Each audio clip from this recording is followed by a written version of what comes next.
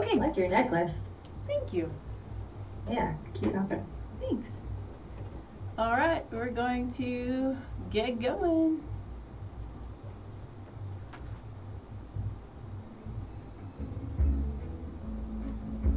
Alrighty, good morning everybody. Nikki Burnett here, Taste Life Nutrition Radio, streaming live on KUHSdenver.com, where we have the most fun. I love today's conversation because it's a little bit of a nerdy conversation, but what we find is that we have more people struggling with gut junk than probably anything else, and can lead to many, many other things. And so we're talking with the amazing gut goddess today, Gabrielle Grandel, who is a fellow functional nutritionist focusing on gut health and all of the things that go with it.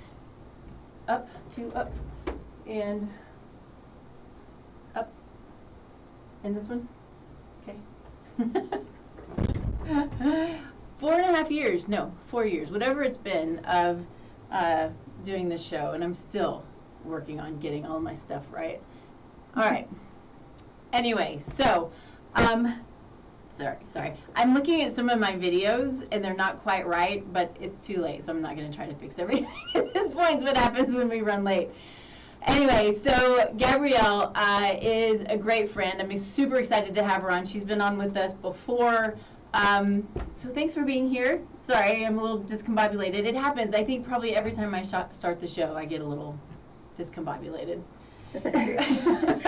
No worries. I'm so happy to be here with you today. Thanks for the opportunity. Yeah, of course. No, this is going to be good stuff. Always super fun to talk about these things because, like I said, it runs rampant. I mean, more than anything in my client base, and Gabrielle, yours too, I'm sure, is related to the gut. And so before we get started, we start the show with gratitude, because gratitude can change the world. So what are you grateful for, Gabrielle?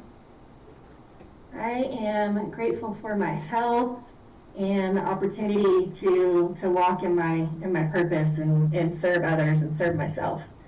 Yeah, love that. It's so good. I'm short right now. It is this amazing place to know that you're where God wants you to be, right? Yeah. Yeah, Mm-hmm. It's a really cool thing. I think I'll just go along with that because I think about that probably every day.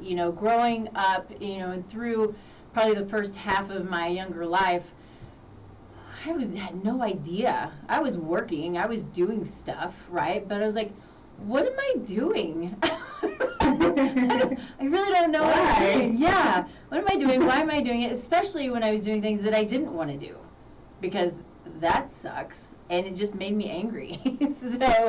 So being in a place where to know that you are following God's grace and His guidance and just doing the best you can every day, it's a good thing. It's a good feeling, and I think that a lot of folks, are their health is compromised because they're not fortunate enough to be in a position where they feel like they have, purpose in what they're doing every day, or they enjoy what they're doing. So we're really blessed to be able to like what we do. Yeah. Help others. That's it's a beautiful way to start the show, but it's a beautiful way of thinking about life, I think. It kind of goes back to, I believe, and I know you believe, that we all have these things that we're meant to do. We all have our gifts. We're all here for a reason, and to, part of that is giving and loving and serving. But when you don't feel good, and when you don't know what your purpose is, and both of those can play off of each other, right? If I don't feel good, then I don't know what my purpose is. If I don't feel good, I can't do what I think my purpose is. If I don't feel good, I can't function. I can't be happy because it hurts, or, whatever it is.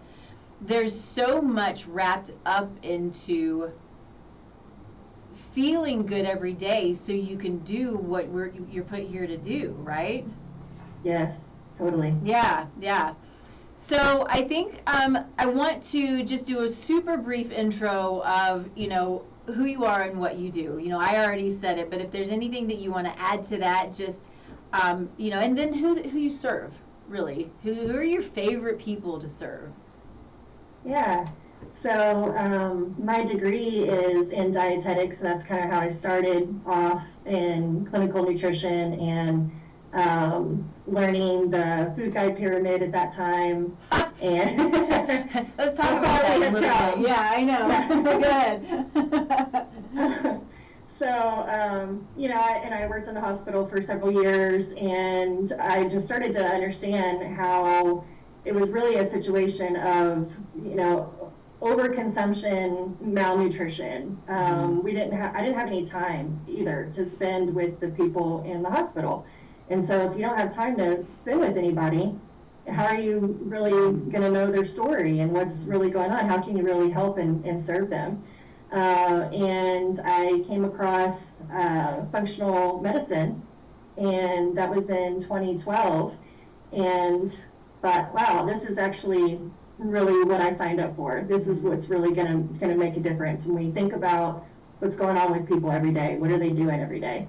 And so I got started in 2012 kind of under this umbrella, and have served a lot of different people with a lot of different conditions from a nutritional and lifestyle angle. And then recently I decided that I wanted to kind of narrow that down and really serve people in a way of looking at their gut health. So my area of expertise is digestive disorders and autoimmune conditions. And I think we both know, you know, you can't be well if your gut's not well, right? And Ayurvedic medicine, they teach that. And what did Hippocrates said that you know, all disease begins in the gut. And so just realizing that I could help, you know, touch a lot of lives if I started with that first and foremost. Yeah. Well, and I think it's so smart. You know, in business, we're trained to, you know, to niche, right? And it's to dig down. But what is actually, I think, the case is, yes, it's gut health, but it's everything, right? Gut health can lead to cardiovascular conditions, it can lead to blood sugar disorders, it can lead to autoimmune conditions, it can lead to anxiety and depression and joint pain, and then of course GI pain and bloating and heartburn, right? I mean, the list goes on and on and on and on. And I think what's so important is, you know, for all of us, and I probably say this every show, but it's one of those things that I just can't stop saying because somebody new is going to hear it, right? But it's always ask why. We don't have gut dysfunction just because. We don't have cardiovascular dysfunction or blood sugar dysfunction or whatever kind of dysfunction you want to call it just because. You always got to ask why, and you got to dig down for the why. So if you have bloating, ask why. And don't stop asking why. That's the key. Don't stop asking why, which is how we're trained, and what Gabrielle does on a daily basis with her clients is you dig, right? So let's talk about that. What are you doing? Well, I do want to get back to the food pyramid thing because I think it's hilarious. But I probably shouldn't get too far off topic yet. Let's talk about how you dig, what you're doing, what you do daily to dig for whatever it is your clients' needs are. Yeah, I think that's one of the main differences, right, between what we do in conventional, you know, healthcare and conventional dietetics, even, right? Yeah. Is figuring out why, not just naming it and claiming it and what's going on, but why? Why did the body lose function? Because, you know, I believe that we have you know, this perfect design, and when we embrace nature and embrace what's here for us through our food, through our lifestyle, and we can think about it that way, then we can achieve greater health, right? And so thinking about how I kind of dig into things is asking a lot of questions, right? My initial visit is 90 minutes, and we fill that time because I want to know what's going on in people's life. How are they eating, obviously, and how are they sleeping? What's their activity levels like? You know, what are they exposed to? What's their stress level like? You know, in functional medicine, functional nutrition, we have that IFM tree. You know, and thinking about what's going on in the roots of the tree, what's going on in the roots of the body. So that's what you're doing every day. So those things I just mentioned. And so trying to figure out what's going on in those different areas. What are people thinking about? What are their belief systems about their body, about, you know, what's going on in their life? Those are all things that we want to take into account. And so I do that through my intake, and then oftentimes we're doing testing, you know, to figure out what's going on, and not just guessing at things. There's a lot of things that we can accomplish without testing, just through conversation, and looking, you know, at physical exam and looking at symptoms. But I think that's another level to look into that often they're not getting through if they're seeing somebody through, you know, conventional medicine. Yeah. They're not doing a deep enough dive. Yeah, and I want to add on and back up just half a second, because you hit on something that I think it's so important for people to grasp onto. So I don't want to just, you know, skate over it, because our thoughts, our conversations with ourselves, our conversations with others, our relationships, our past traumas, all of these things that are these mental and emotional that we think are completely unrelated to whatever physical symptoms that we're experiencing, probably are very related. And we have to, you know, in conventional medicine, you know, there are, in acute care, it works really beautifully, right? You have your specialty, and you know, if there's an acute situation, you want our medical system all over you. I mean, I want the medical system all over me for sure. Yeah. But we can't. What happens though also is it's very separated, right? Right. So you have your cardiologist, you have your nephrologist, you have your neurologist, you have all these people who focus, which is awesome. Talk about a niche, right? But there's no, at least in large part, there's no looking at the downstream effects to whatever it is that they're focusing on. And so what we want to do is really start to bring to the forefront of medicine and nutrition and, you know, healthcare really is what it is healthcare. It's entire body care. So we've got to bring it all together, because our mental and our emotional is very connected to the physical, and vice versa. And there is no separation really, right? So we have our gut health that impacts our mental and emotional health, and our mental and emotional health will impact our gut health. But what else can it do, right? It can cause pain. It can cause, you know, the list goes on, autoimmune conditions. So it's all very connected. Yeah, and I love that we look at that, the body as a whole system, you know, the whole systems approach. Yeah. Right?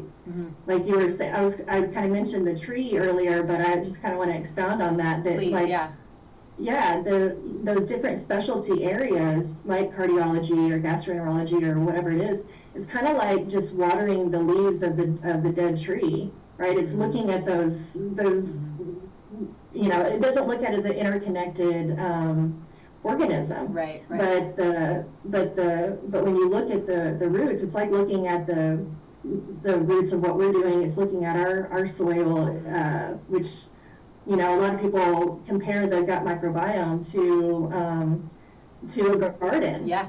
You know, essentially. Sure. And and so are we doing things in our life that are, you know, contributing to a flourishing garden, or are we doing things that are going to leave us with weeds and, you know, we can't be a strong tree or organism or body without embracing that. Yeah, and I think it's sorry, go ahead. Didn't mean to interrupt you. I think it's important to not think about the body as isolated individual organs and tissues, because it's not. Yeah.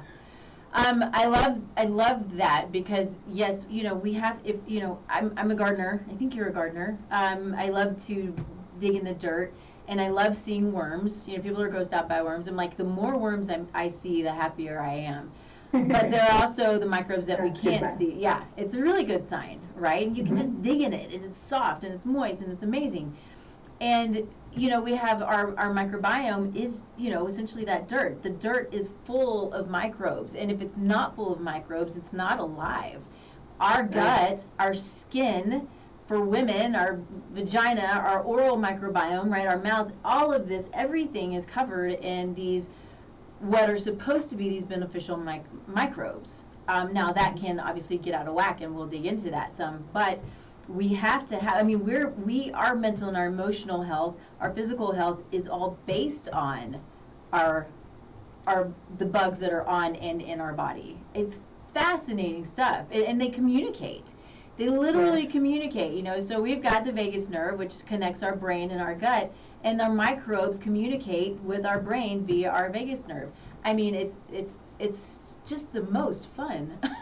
Super fascinating. It's a symbiotic relationship, right? With all of nature and all of the bugs. We're more bug than we are human, right? Yeah, it's amazing. We're just little bug shuttles. We're little bug cars. It's kind of all we are.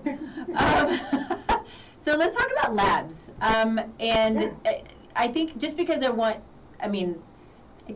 to nerd out too much, because I can sit, you and I it's what we do. We just sit and nerd out about this stuff all the time, and I think it's important. But I also want to get into, the people you work with, the type of people you work with, some of the stories, right, of the people who have come to the other side, which, those are always so fun and fascinating. But I think that a lot of people don't realize that we have the ability to run these amazing labs that can give us so much information, and they're outside of what conventional medicine will typically run. So that's why they're called functional labs, right? So we're looking at things a little bit differently. So talk about that a little bit.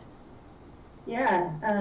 So one of the things that I'm looking at with a lot of people, because I'm primarily focused on digestive disorders, is stool testing. And to a lesser extent, urine metabolites, but a comprehensive stool analysis, which is more than what you're going to get at a typical gastroenterologist. They might collect a stool sample, but they're just going to be looking for parasites, maybe a couple bacteria. If they're really fancy, they might look at some inflammation markers. Yeah, they're really fancy. I love that. I want to see who's living in there, what that balance is like, and I want to look at digestive function.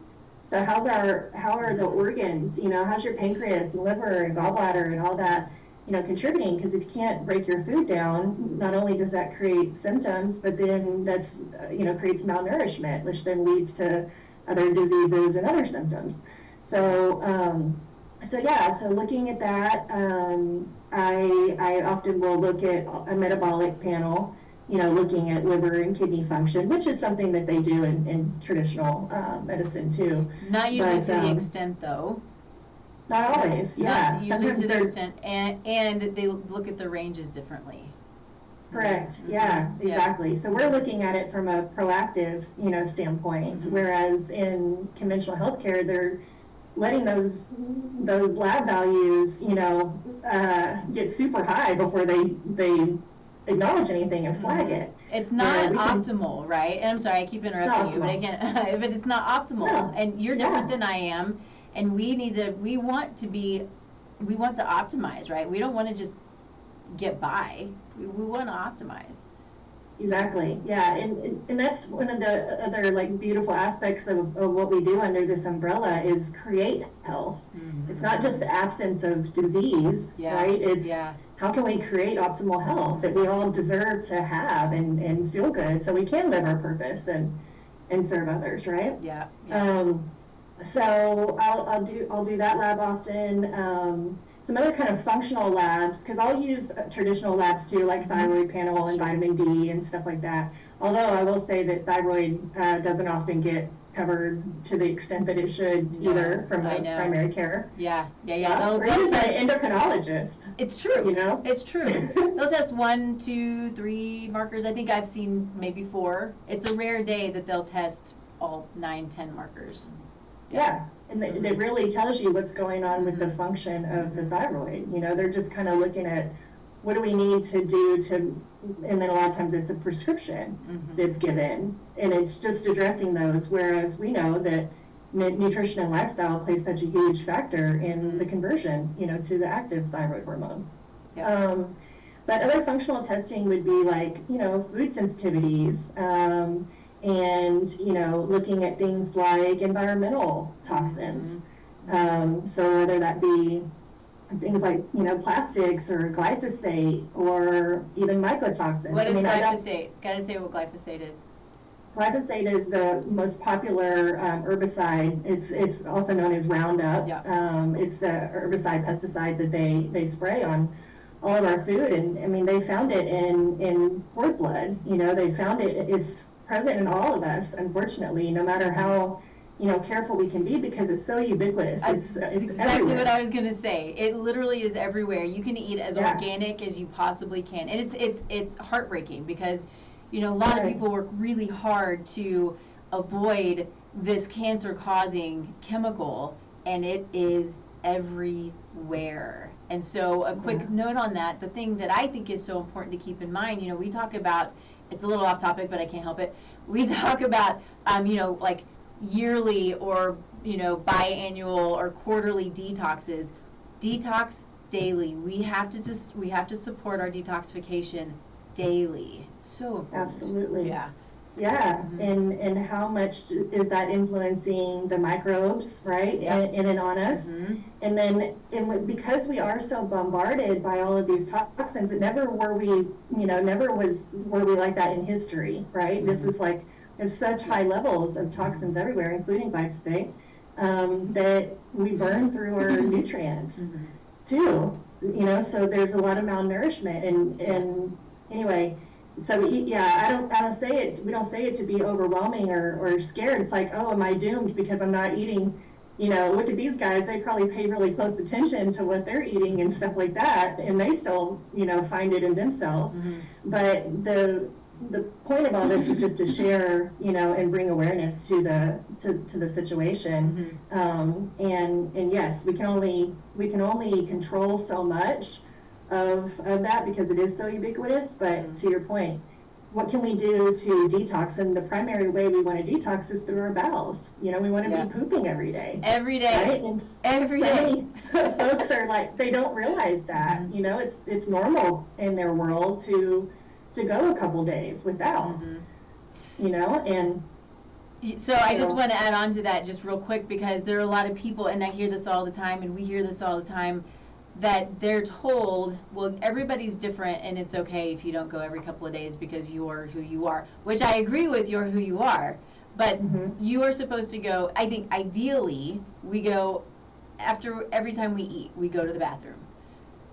I think it's healthy to have at least 2 bowel minutes, 2 to 3 bowel minutes a day. Yeah. That can be overwhelming though. So the goal is to go every single day, so you know that you're eliminating, you know, toxins and microbes and things that shouldn't be there. But yeah, ideally it's 2 to 3 times a day, but if you're not going once a day, there's a problem.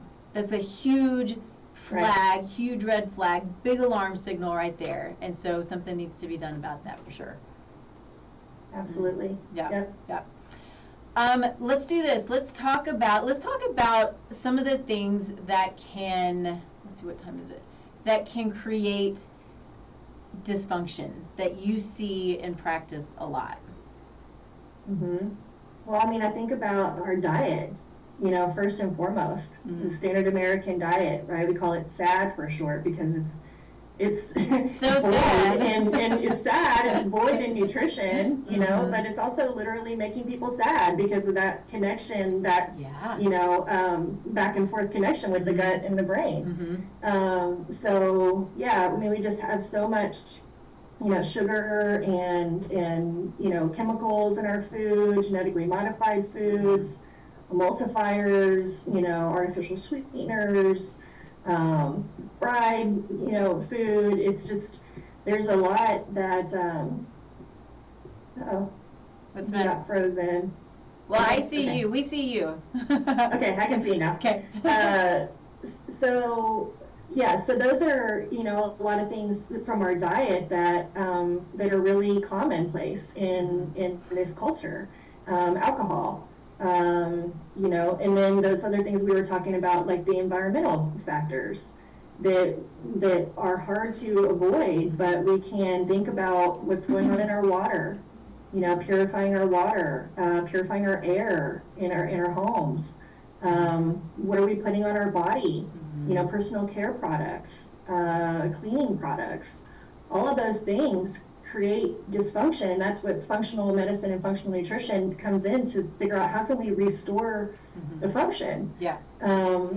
Yeah, totally agree. So yeah, it's multifaceted, It is. It's a lot. It's a lot, and it sounds. I think it sounds. Well, going back to the word overwhelming, because it really is, and it can be. But that's why we do what we do, because we like to dig into it, right? The things that are overwhelming to me are like accounting and bookkeeping. Yes, same. So these things, this is why we have our specialties, right? So, we all want to find our team and, those who can help us. And so some of us need help with sort of unraveling the health issues that we're dealing with, because it can be, like you said, it's multifaceted. It's not usually, we have this, we call things a disease. Really disease is dis-ease, and so we put a label on it. We got to name it, but it's a cluster of symptoms, and the cluster of symptoms going back to, it doesn't just happen, right? So this cluster of symptoms can be caused by the deficiencies that are caused by the toxins or the microbes, or whatever these, again, the underlying root causes are, but it can be all of these things, and you start putting them together, and when we start seeing what's going on by doing the lab testing, by looking at history, and you start to dig into each one of these, then the body can stop focusing in these clusters of symptoms. Diabetes is sort of this beautiful example of exactly what I'm talking about, because we know it's reversible. Yeah. All of these things are reversible. All of these things, 95, 6, 7% of the conditions we deal with are lifestyle conditions, right? The rest are true genetic conditions. And so we have this amazing, beautiful ability. And the thing that I love about it so much is it's up to me. It's not up to anybody else. It's up to me to find the help. It's up to me to make the decisions. It's up to me to my mind starts going all over the place, but for what I'm putting in my body, and as you said, on my body and in the environment. Obviously there's some things that aren't up to me. I can't control whatever trauma happened in my history, right? Yeah. Or in my family's history. There are things that are not in our control, but the point of this is so much of it is, and it's that accountability that can be really hard. But it's the most beautiful thing, because it's not anybody else's choice. It's my choice. Absolutely. Mm-hmm. There's so much power in your choices every day. Mm-hmm. Yeah, and you don't have to do everything to make advancements and to feel better, right? And we're throwing out a lot of different stuff. Yeah. And like you said, it might be overwhelming to some people, and they don't want to do that. But the truth is that any new choice that you make, it can be helpful. Whether that be spiritually, mentally, physically, and whether you drink, water instead of the soda, whether you decided to move today, whatever it might be, right? It all adds up, and that's where we're also so fortunate to be able to find that we can find our clients and they can find us, and that we can work as in partnership with them, because it's not easy to make these changes. And so, I'm really glad that there's a lot of practitioners that want to create and support health and help people out there. Yeah, we can be part of that. Yeah. It is amazing. There are a couple of my favorite things in practice, and one is like seeing the light bulb moments, right? Like, I get it. I'm like, yes. Yeah. It's so good. And I want to kind of touch on a couple things you said, like about taking the personal responsibility, you know, and that's sometimes I think why people might have shied away from the functional approach, because it's easier not to look at all those things, and but that's where the life change really happens. That's where you're really gonna improve. You can take that ownership and responsibility. And we can work to empower people to understand how transformational that can be. And then you mentioned something earlier too about diseases and these clusters of symptoms, and that we name it, you know, identify it as a diagnosis or a disease. But it's so interesting, like you were saying, that somebody can have a symptom like a migraine or something. They can have a symptom, and in conventional healthcare or conventional medicine, everybody's with the same symptom kind of gets the same treatment. But what we know is that migraine can be caused by 3 or 4 or 5 different things, and it's not going to be the same for me or you. So that's where the investigation, you know, comes in, and that's why looking at things like through the clinical, like, dietetics model and that, you know, nutritional model that's promoted by the government otherwise doesn't work, because it doesn't take into account bioindividuality. What's going on, people's genetic setup, what is their environment. It's, I think, let's hit on that just a little bit, especially since you've been in both worlds. You know, people will often ask me, as I'm sure they do you and, you know, anybody else, what is the difference between a dietitian and a nutritionist or a functional nutritionist?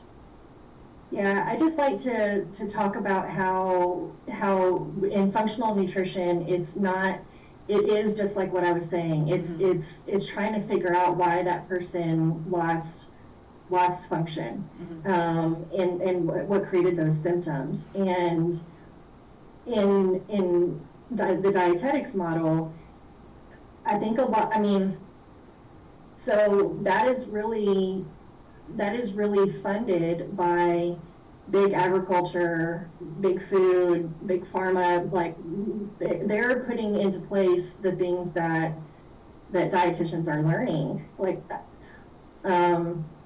and it's to benefit those models. I'm trying to be respectful in the way that I'm suggesting this.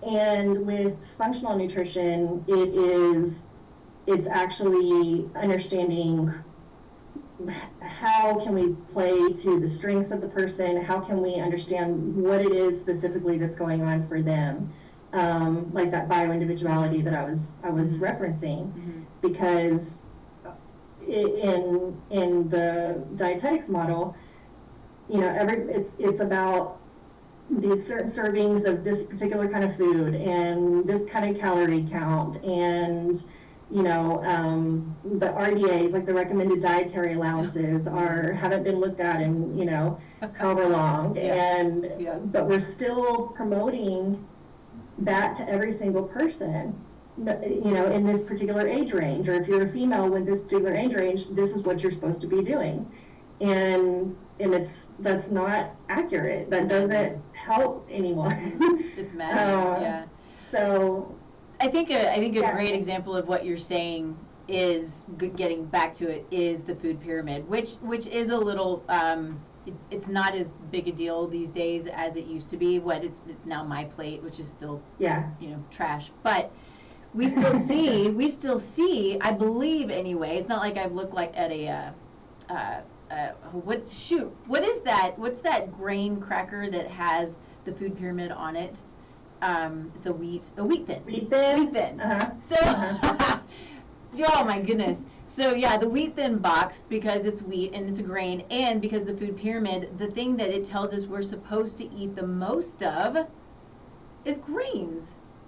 And so the wheat thin box is like, hey, we're all wheat, and here's the food pyramid proving that you should eat more of us, more of the wheat thins, than anything else in your diet. And we wonder why people got so unhealthy. You know, when it's, we can't take things at face value, which is really sad. I think we can't take things at face value, and we have to understand there's always an agenda. No matter what, there's an agenda. It can be an agenda of money or an agenda of health, right? But we have to understand that when, you know, the low-fat fad was a political push. The grain thing is a political push. You know, so here's the one that's the new one, is that milk is more hydrating than water. I heard that. Oh yeah, it's on signs all over Colorado. Milk is more hydrating than water. I was like, okay, what? I mean, how stupid do you have to be?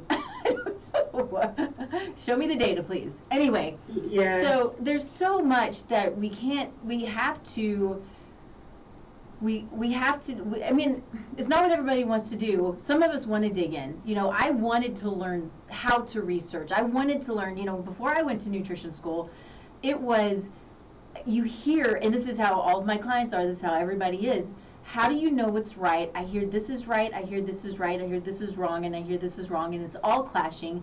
I don't know what to do, and why am I so confused? Especially when something so beautiful and so basic as food, we're completely confused on what we're supposed to eat and what we're not supposed to eat. Yeah. And it's so frustrating for people. Totally. And then you think about, like you were saying, you know, is the agenda money and power, or is the agenda health? I mean, just think about like television, I mean, media, like you were saying, the billboards, but what about all the commercials for fast food? Where are the commercials for vegetables? Right? There's not any. And so, yeah, it makes sense that people would be confused, because it's like, I'm eating the foods that are promoted to me. I'm eating the foods that are on every corner. I'm eating the foods that are in the grocery stores in abundance, and then I don't feel good. And so that can't be right. But nobody's talking. I mean, I say nobody's talking about it, but in the mass media, there's not a lot of information about what truly creates health, and what the food supply is really providing, and what to look for. Yeah. You know? Yeah. Well, and not to go too deep into this, but even when it comes to the food supply and fruits and vegetables, you know, they're picked early. We don't get the nutrients out of them that we should. You know, they're brought to us from, you know, across the country or across the world.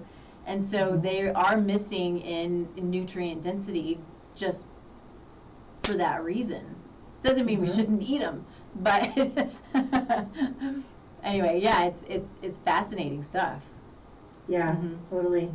And on that topic, you know, thinking about, yes, it doesn't mean we shouldn't eat them, and we can use agency and responsibility. Like you said, not everyone wants to do that, and we want to trust that, you know, what's out there is actually helpful for us, but the truth is that most of it's not.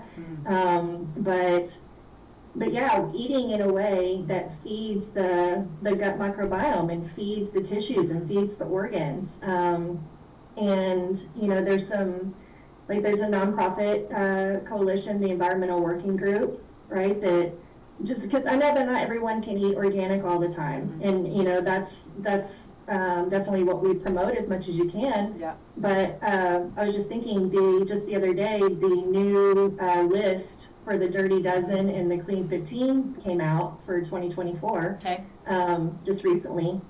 And if people aren't aware of that, you know, we can share that in the notes or whatever. You can look that up. But when you can't eat organic, try to eat foods that are, at least try to eat the foods that are on the Dirty Dozen, which is the list of 12 different foods, produce, that is try to eat those at least organic, because they are the ones that are most heavily sprayed and don't contain hardly any nutrients. But not only that, they have so many chemicals on them that are negatively impacting us. Yeah. And it's common stuff like strawberries and spinach and blueberries and stuff that a lot of people enjoy. Yeah. Right? Yeah.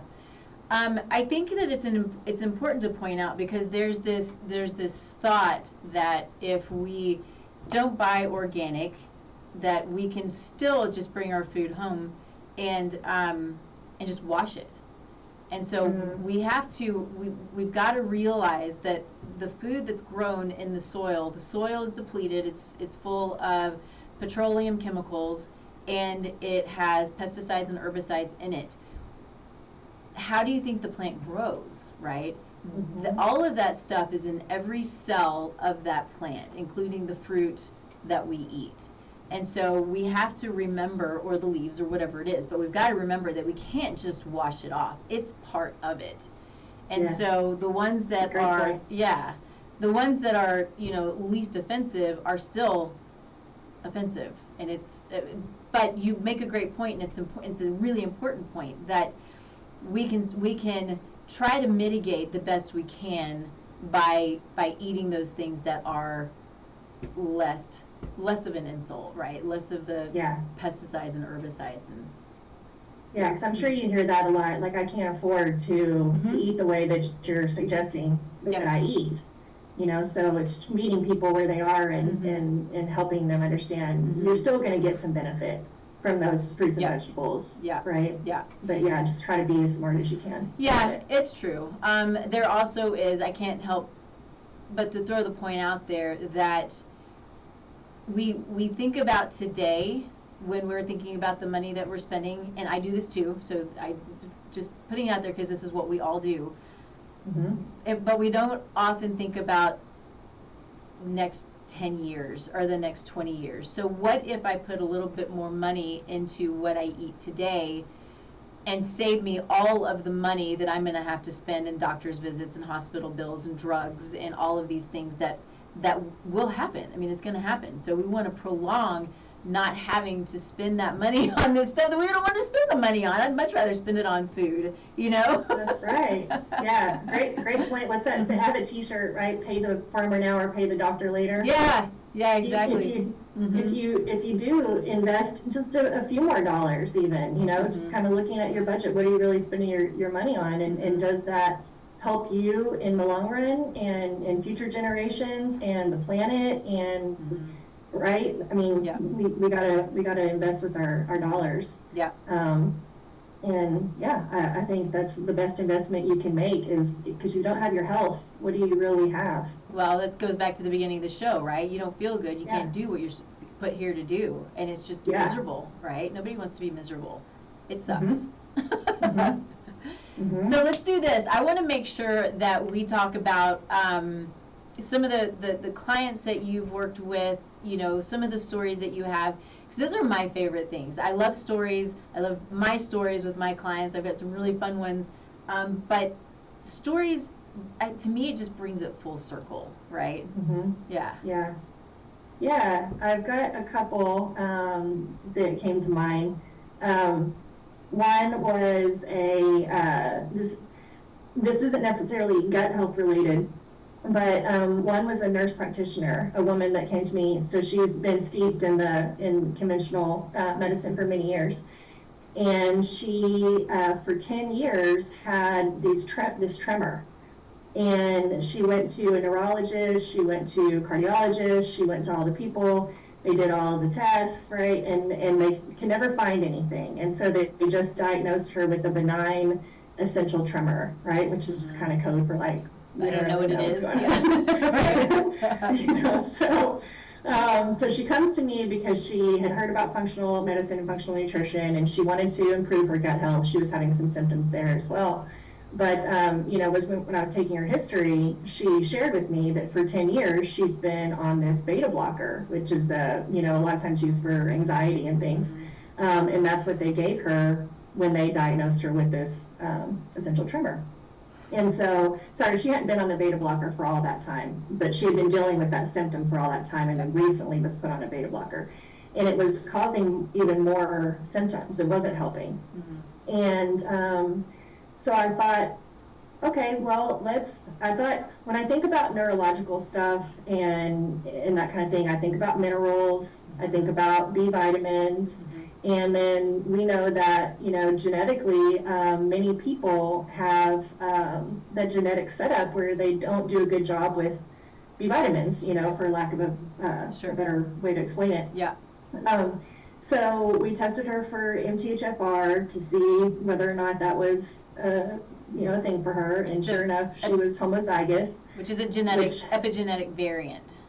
Yes. Yeah, so, having to do with, methylation and detoxification and that kind of thing. And usually those folks need more methylated B vitamins, and they don't do really good with like folic acid and stuff that we might find in the 6 to 11 servings of grains that we're supposed to be eating every day. Don't eat folic acid, especially if you're looking to get pregnant or you are pregnant. Folic acid is not it. Folate. You can speak to that, yeah. Yeah, totally. I mean, yeah, I think it's important just to sort of it's a big honkin' side note, because folic acid is synthetic, it's problematic, it does not allow for the absorption of over a certain amount more folate, right? And so it sort of blocks the absorption of folate if you're trying to get good, healthy folate. And so this can create huge problems in conception and pregnancy in kiddos. Folate, and you see folic acid in prenatals all the time. It pisses me off. I can't stand it. But this is why we've got to be so careful with supplementation, because it's not all good. Some of it can be harmful. We got to know what it is that we're putting in our body. Okay, I'll stop. Right. Good point. No, that's good. Yeah, everybody needs to know that. Yeah. For so long, people thought, well, I need more folic acid to prevent spina bifida or whatever. Right, whatever. I don't even know where that came from, but I know there was a big push for that a long time ago. Yeah. But anyhow, this woman, so that's what I did, was give her minerals and methylated B vitamins, and within about a week, her tremor went away. Isn't that amazing? After 10 years of nobody figuring that out. Yeah. Right? I just think that's so cool, like the power of vitamins and minerals. Right. Well, and it goes back to, we think that we're eating well and we can still be deficient. You know, I eat well. I eat really, really well. I can still be deficient. I know right now that I need to go do a micronutrient test so I can see where my micronutrients are. And so I'm able to, you know, supplement or eat what I need to eat or supplement in order to bring them up to where they need to be. Anyway, we all have to look at that stuff and understand in order to best know. So it's so amazing. Good for you.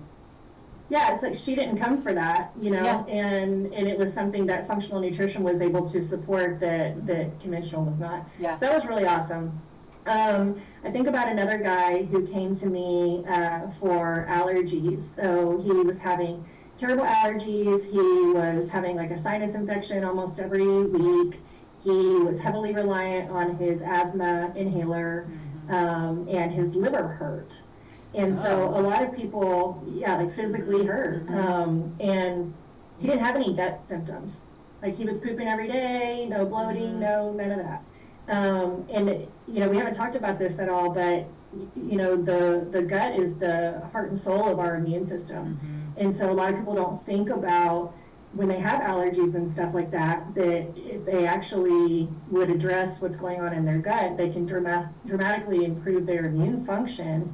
Because if your immune system is always under attack and there's a lot of inflammation there, then it's harder to take on the threats of the environment and the trees and the grass and whatever.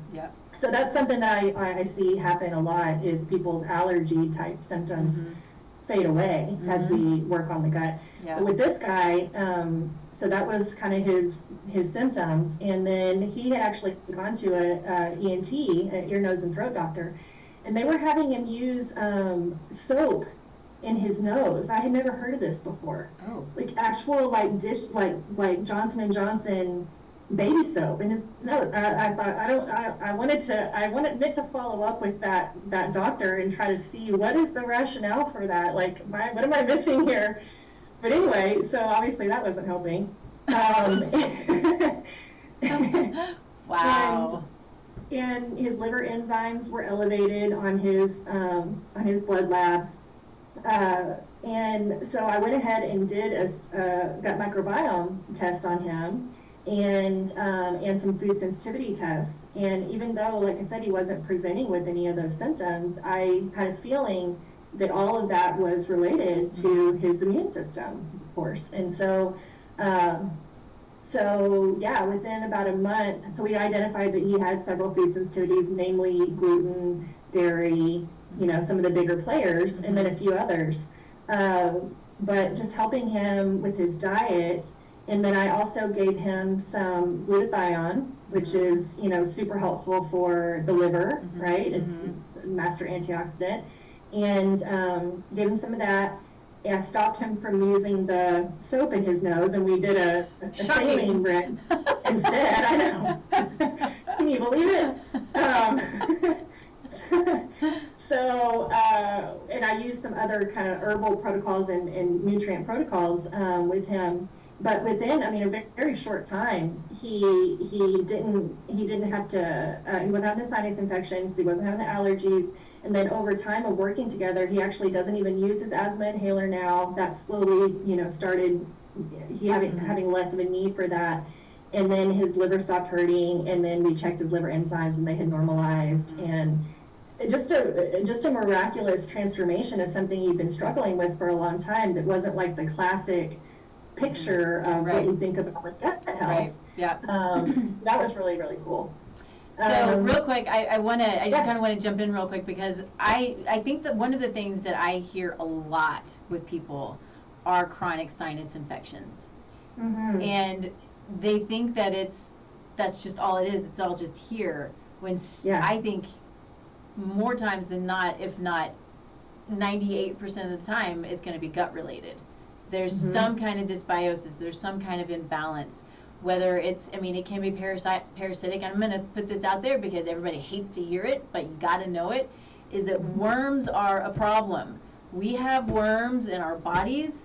They're not supposed to be there, but we have worms, and so we want to get rid of the worms. I have a client right now. Whoa. That's all I'm going to say. But it's amazing the impact that those little suckers can have on our body, whatever the symptom is, right? It can be, that's another issue that can be creating all of these symptoms, including migraines, but including, constant sinus infections and allergies. Absolutely. And, it just goes on and on. So anyway, I had to put it out there. Worms, got to get rid of your worms. Yeah, unlike in the garden where we want the worms out there, but we don't want these kind of worms. Yeah. Well, I think that's a great way of looking at it, because we can have unhealthy bugs in the garden. We can have like grubs, right? Grubs are a problem in the garden, and we want them out. And so worms are not supposed to be in our gut. We want them out. Or anywhere else. They can be in tissue. Anyway, I digress. Go ahead. So much truth there. Yeah. Yeah, and then and then a couple other clients like that are came to me for more digestive related things, like one lady that was diagnosed with colitis and just frustrated because they told her that all she could do is just take this medication forever, which is super expensive medication, by the way. Yeah, that's what they're told. And that's it. That's it. And your diet has nothing to do with it. It's like, okay, but this pill that you want me to put in my mouth has everything to do with it, but all the other stuff I put in my mouth doesn't matter. So that's interesting. But so she decided, no, I'm not going to go that route. I'm gonna come to Gabrielle, and we looked at her gut, and we got it fixed up through supplements and diet. And it was hard to make those changes because she was in her 50s and she had been eating a certain kind of way for a long time. And sometimes she reverts back to having some dairy, or like that was one of her biggest things was the dairy, but she loved dairy. And so, we thought about other alternatives, and we thought about, why she was, the psychology behind all of that and stuff like that. But, so for a long time she committed to that therapeutic approach of removing that amongst some other things, and did some repair work. And now she's great, and if she does have a little bit of dairy, she knows it, she feels it, and maybe it's worth it to her for that day, Right. But she doesn't nearly have the symptoms that she would have used to have, because she's done that repair work and she's committed to that process, That's a really, really good point, and I think a valid point. So, I tend to tell people in practice that I'm not black and white on many things. Unless you have an autoimmune disease, gluten and dairy are your enemy. I mean, it is black and white in my mind. Yeah. But one of the best things about what I do, we talk about the aha moments and what I love about working with people once they start getting it. It's not fun, but when we eliminate foods for obviously very real and important reasons, and then somebody decides, well, all right, I'm going to try it and see what happens.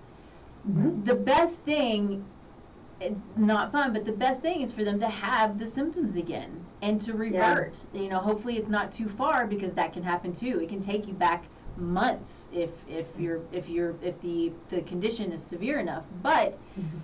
having the symptoms and then knowing, it's the knowledge, right? That's the biggest gift that I think that people get, is the knowledge about their body, how it's working, why it's working, and what they can do. And then they can make the decision, okay, I really want this today.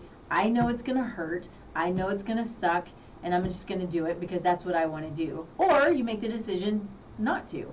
And both are fine as long as you have the knowledge, because the knowledge is the power, and the power is your own self-accountability, right? Yes. Yeah.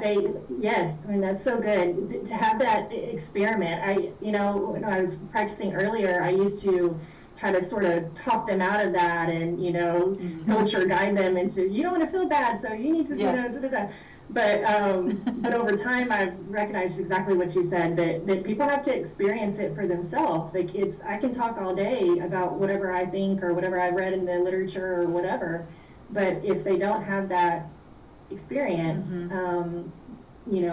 They don't always have that takeaway. Yeah. It's a really amazing lesson. Mm-hmm. It really is. It's and it can suck for a lot of people, but it's great, because people are like, okay, I got it. Great. You got it. Yeah. Awesome. And ultimately, that's what we're here to do, right? We're not the healers. Like, they heal themselves mm-hmm. with their own empowered, choices. Yeah. And we're just there to coach them on and celebrate mm-hmm. them and partner with them. Yeah. Right? But yeah, everyone's on their own sort of journey, and mm-hmm. And I think, it's beautiful when it unfolds in that way. Yeah, it's great. That's what I consider myself too, is a guide.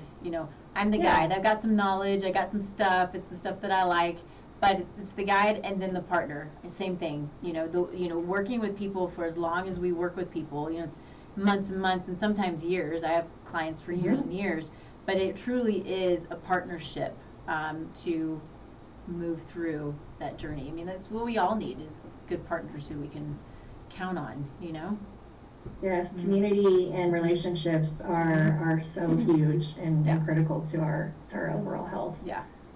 Absolutely. Cool. Okay, so it's been an hour. Isn't that crazy? Wow. Yeah. That's so fast. It does go by. It goes by really quickly. So I want to make you all day. I know. Yeah, we could do that, which would be super fun. We might bore everybody else, but we can nerd out. I'll be at the Cellcore conference, by the way, in Dallas. When is? So it's. Mm-hmm. When is that? May 2nd through 4th. So. Okay. Sorry. You gotta put it out there. Mm-hmm. Applied for Cellcore. Love their products.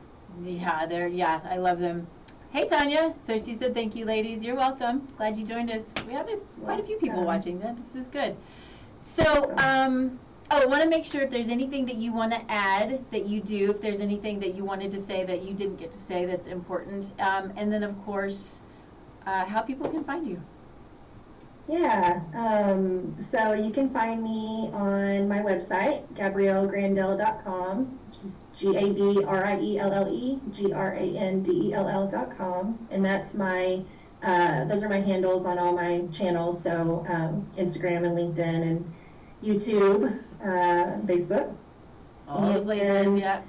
All the places, and I have a event coming up that I will be talking more about as I get more details, but there's actually going to be a new National Bloating Day, and that was going to be in April. So you know they have all the national everything else days. Yeah. And so why doesn't bloating get a place? So this is your National Bloating Day? No, okay. No, I'm partnering with a local gastroenterologist named Dr. Ken Brown. Okay. And then there's going to be a chef there as well. So we're going to be preparing food and having conversation about ways to beat bloating. And he's got a supplement that he uses as well. And so yeah, that's coming up on the radar. And so I'll be talking more about that. That I'm really excited to be a part of. Awesome. So that's going to be in Dallas live, yes? Yeah, it's going to be live, and so I'll probably be doing it live on my social media, and then it's going to, I'm not sure exactly who the media outlets are that are going to be there, but as I learn more, then I'll share more, and yeah, it's going to be cool. Very cool. That sounds like fun. All right. Yeah. Anything else? I don't think so. I think I'm just, happy to do this work and happy to be here and talk about it today with you. Awesome. So glad to see you. It's been too long. Way too long. I know. That's the truth. Yeah. All right. So thanks everybody for joining us. Of course, this is Taste Life Nutrition Radio and podcast streaming live on KUHSdenver.com. We're here every Thursday, 10 a.m. Mountain Time. You can find me, Taste Life Nutrition, all these social media outlets, the website, all the things, tastelifenutrition.com. Of course, you can go to the website. You can find a free assessment on there that kind of gives a breakdown. You fill it out, and it gives me an understanding and a breakdown of sort of what are the things that are most difficult in your life, what your symptoms are looking like. And then we chat about it, and if I can be of service, then of course I will talk about it. If I know somebody else who would better be of service, then we'll talk about that too. So one of my favorite things about the work that I do are the people who I know who do amazing work. It's a true blessing. It really is. I'll end the show with gratitude on that also. Yeah. So then, of course, I have to talk a little bit about soulful conception.